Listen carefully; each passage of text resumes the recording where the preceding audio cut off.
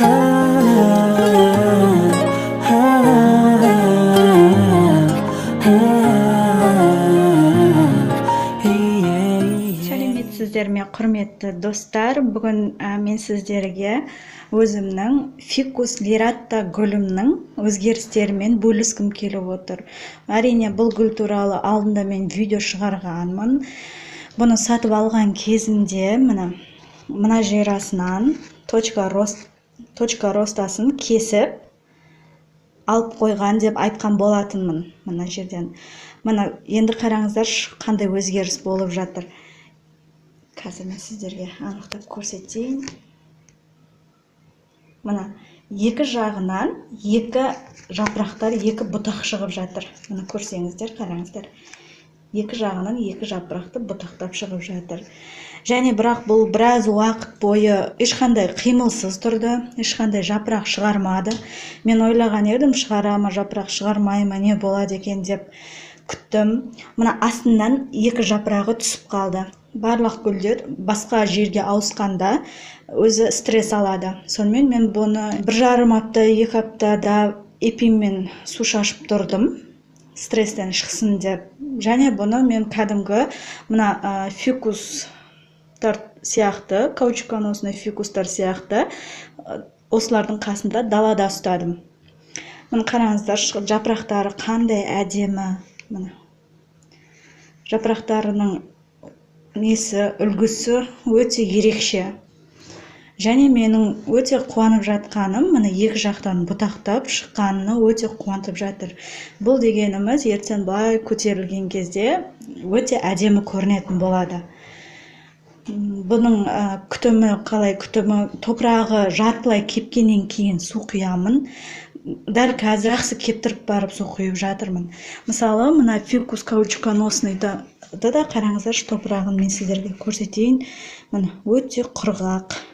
Және қол сұғып қарасаң, мына жағы сәл ылғалдылау. Көрдіңіздер ме? Сол себепті бұған әлі ерте. Шықылдатып су құя беруге де болмайды. Бұл гүлдің тамыры шіріп кетеді. Тағы да осы фикус каучуконосный туралы да бөлісіп кетейін. Мен кеше бұны да түсіргенмін. Мынадан мен кесіп алған болатынмын. Мына 3 отростканы, мына үлкен фикустан кесіп алған болатынмын. Мына жерасынан кесіп алған едім. Сіздерге көрініп тұрса, мына жерасынан кесіп алғанмын. Және мына жерден кесіп алғанмын. Және мына жерден кесіп алған едім. Мына осы жерден қараңыздар, кесіп алған жерлерімнен қайтадан әдемлеп, бұтақтап, жаңа жапырақтар шығарып жатыр. Осы жерден кесіп алған болатынмын. Жаңа жапырақтар бұтақпен шығарған. Және өте әдемі болып жапырақтап шығарып жатыр. Мына жерден де шығарып жатыр. Мына жерден де жақсы жаңа жапырақтар шығарып, пышны болып жатыр. Және мені үшеуін бір горшокқа үлкен куст болсын деп отырғыздым деген болатынмын. Мына қарасаңыздар, жаңа жапырақтарын бұл атроскаларды шығарды. Өзін жақсы сезініп жатыр. Мынаусы да көрініп тұрса, қазір жапырағын шығарып жатыр. Ал мынау бұл кеш тамырлаған 3-ші атроска. Бұл әлі жапырағын шығарған жоқ.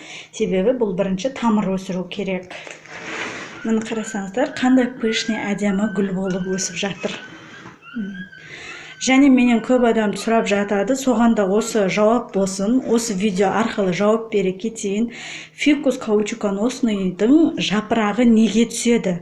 Неге сарғайып түсіп қалады деген сұраққа жауап берейін. Менде де болған, көрсеңіздер, қараңыздар, арқасынан неше жапырағы түсіп қалған.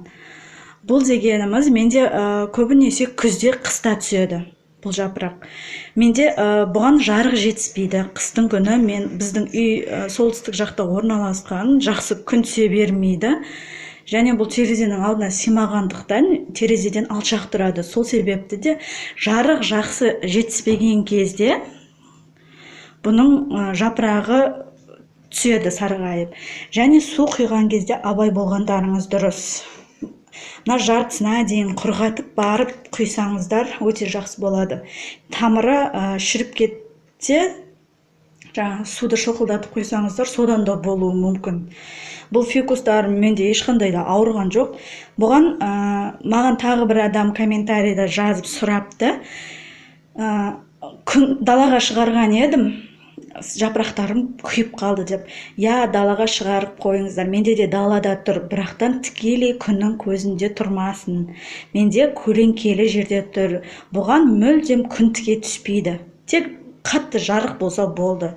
Міне, фикус лиратамды дәл осылай далада фикустарымның қасында тұр. Міне көрсеңіздер, әдемі жапырақ шығарып, осындай өзгерістер болып жатыр. Назарларыңызға рахмет. Егер видеом ұнаса, лайк басыңыздар, және қандай гүлдер туралы ақпарат білгілеріңіз келеді, сұрақтарыңыз болса, комментарийға қалдырыңыздар. Сау болыңыздар.